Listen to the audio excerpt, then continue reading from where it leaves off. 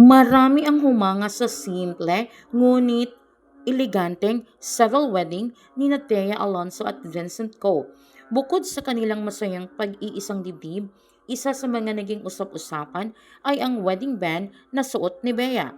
Ayon sa ulat ng PEP, ang wedding band na isinuot ni Bea ay isang Tiffany Co.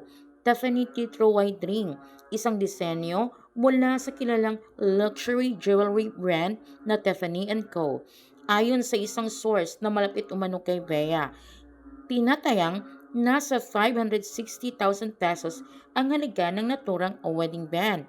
Gayunpaman, mahalagang tandaan na hindi ito personal na kinumpirma ni Bea o Vincent, kaya nananatili itong isang tinatayang halaga.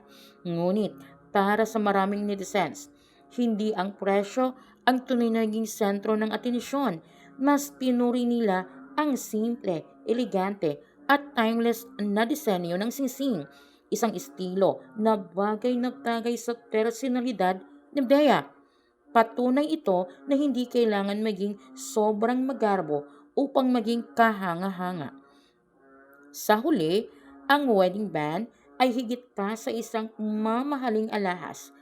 Isa itong simbolo ng pagmamahalan, katapatan, pangako at panibagong yugto ng buhay mag-asawa.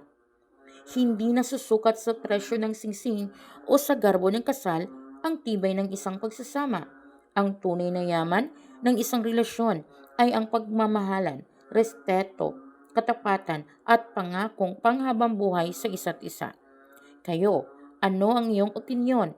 Mas mahalaga ba ang halaga ng wedding ring o ang pagmamahalan at katapatan ng mag-asawa?